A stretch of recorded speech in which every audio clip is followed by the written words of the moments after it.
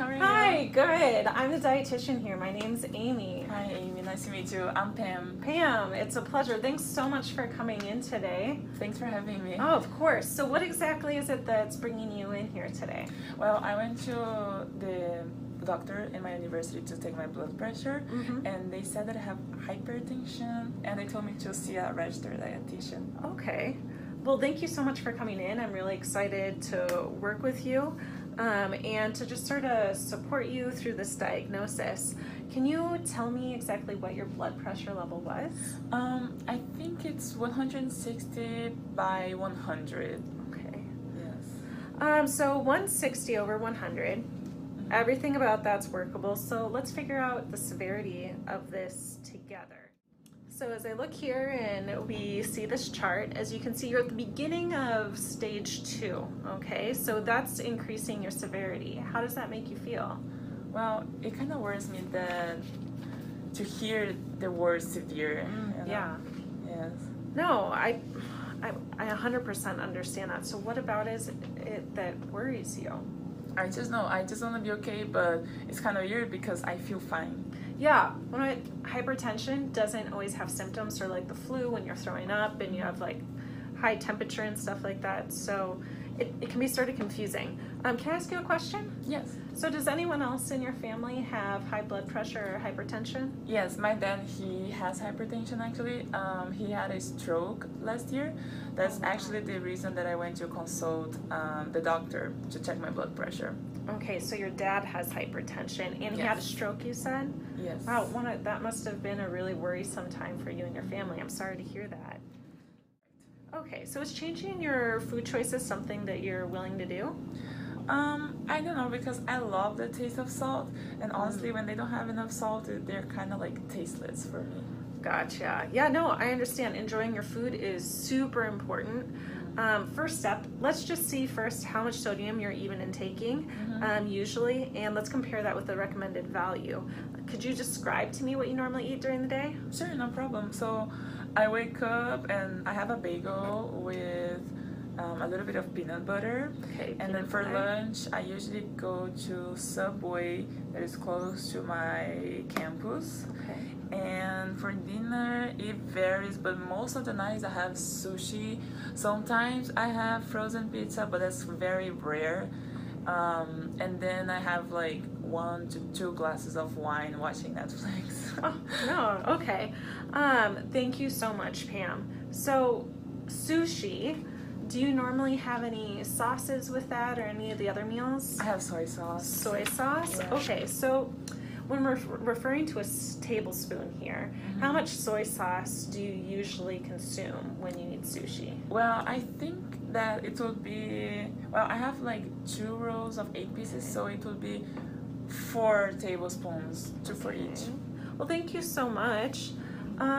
Okay, also here you said Subway sandwiches. What type of Subway sandwiches did you mention? Oh, the Italian one, definitely. Okay, so the Italian one, what's all in that Italian sub? Well, bread, pepperoni, ham, cheese, and salami. Okay, thanks again, Pam. You know, I have another question for you. As you mentioned breakfast, lunch, dinner. Are there any other things during the day, any snacks or anything like that? Well, I usually take an orange for my work. I sometimes take an apple, and I have a pickle jar that I keep in my fridge. I mean, it's my guilty pleasure for every day. Okay. It's something that I share with my dad. Yeah. Well, it sounds like you also enjoy fruit because you mentioned that, so that's really good. And I agree. Pickles are very tasteful. How many would you say you normally consume a day? Well, if I would take an average of the week, it would be like 2 a day. 2? Yeah. Okay. Alrighty, so very well. So what we're gonna do is, thanks so much for sharing all of that, but we're gonna pull up here the renal nutrition counter, and it's from the AAKP. Okay. And this is a table with all different types of foods. It has the sodium intake, potassium, calories, different stuff like that. And what we're gonna do is we're gonna estimate all of the sodium from everything that you consume from this information that you gave me, and we're gonna look at that. How's that sound? Sounds good. Okay, so here we are, counted it up, There we go. So see, according here to these calculations, you consume around 11,000 milligrams, which is 11 grams of sodium per day. Well, wow, I mean, 11 grams, that doesn't sound like much. Okay, yeah, and that sort of depends on the perspective that you're evaluating this value at. So, for example, did you know that the recommended amount of sodium is at actually for each day? No, I have no idea. Okay, well, according to the Academy of Nutrition and Dietetics, the dietary reference about the intake of sodium is 2,300 milligrams, or that 2.3 grams of sodium. That is really not what I was expecting.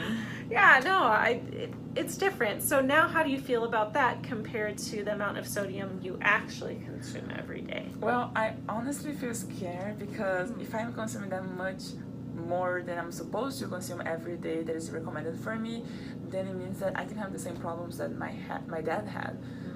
Is it too late? Like, is it reversible? I don't know.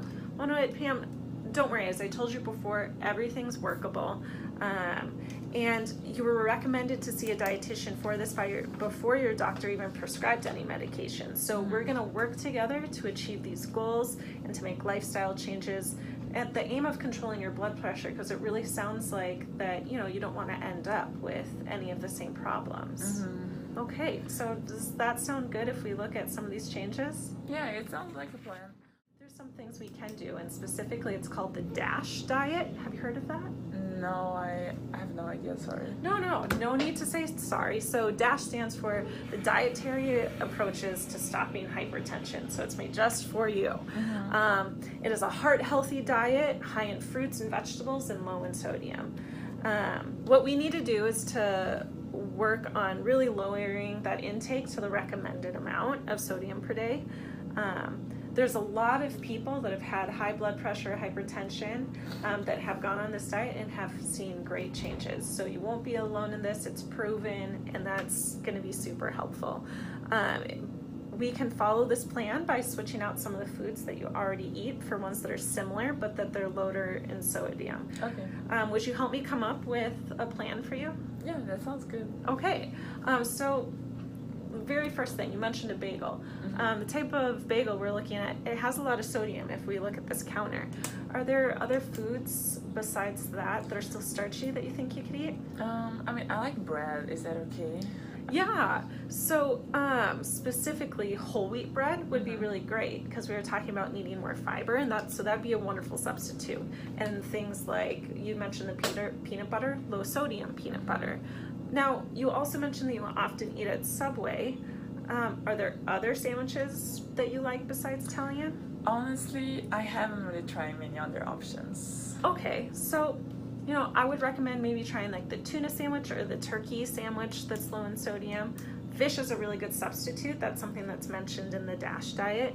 And it's mentioned over a lot of the cured meats like pepperoni and salami that are really high in sodium. Would you be willing to maybe try a tuna sandwich? Yeah, I mean, I like fish. I eat the sushi. Yeah, so I think that I would like it.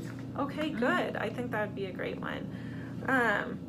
So another point I would like to look at, besides, lowering, you made some substitutions, but also choosing like lower sodium peanut butter, lower sodium soy sauce. We need to start to look at the pickles. So you mentioned that you have about 2 pickles a day. Did you know that 1 pickle has about 1,700 milligrams of sodium in it? Oh, really? Wait, so that means that 2, I'm eating more than I'm supposed to eat every day. Yes, exactly. That's right. You're getting it. You're learning. That's super awesome. You didn't know that before. So, maybe we can look at how to cut down on the pickles. Well, okay, I could cut to 1 a day. I really like them. Maybe I can cut them in half and I can feel like I'm having 2 pickles every day still. Yeah. I think that sounds like a really good first step. We have to, make steps and approaches to get there. And I think that you're being creative with your solutions. So a part of the DASH diet, it's important to consume other foods that are high in fiber, like vegetables. So we could throw some more vegetables in there. Maybe when you're at Subway, ask them for, throw some more spinach on there. Yeah, they could do that. Are there any other things that you think that might follow high fiber or low in unsaturated fats? Isn't it nuts kind of fall into this category? Like almonds, nuts? Yeah, so specifically almonds would be a really great choice, especially if they're unsalted. Yes. So we do want to look at that because they are high in fiber and potassium is going to sort of help with the management that we talked about with some of the cell permeability before, which is really important. So tell me, what are some of the barriers that make it hard for you to follow the low sodium diet that we've been talking about? Well, even though I don't buy salty snacks in the future, my roommate always brings home the salty snacks. So it's hard to resist when I see the option like right there. Yeah, no, for sure. Temptation is super hard when it's right in front of your face. So on a scale of 1 to 10, how confident are you that you could avoid eating the salty snacks in the house? To be honest, for me the temptation is so high, so probably a 2. A 2? Okay. So I hear that you say that you don't feel very confident avoiding these snacks that are right in front of you at home, correct? Yeah, I'm just like not sure if I could do it. Okay. So do you think there's a way that you could work with your roommate so that the snacks aren't available to you? Good question. Yes, I think I can ask her if we can store our snacks in different compartments in the kitchen so I wouldn't be seeing them. Yeah. No, that sounds like a wonderful option. It would be easier for you to avoid the salty foods if you don't see it. Is that correct? Okay. That's correct. That will help because then I wouldn't be tempted when I'm looking at them right there. So if you don't buy any of the salty snacks and they aren't right there in front of your face within easy eyesight at home, how confident are you then that you could avoid them? Well, with everything that we discussed, I think my confidence would go to an 8.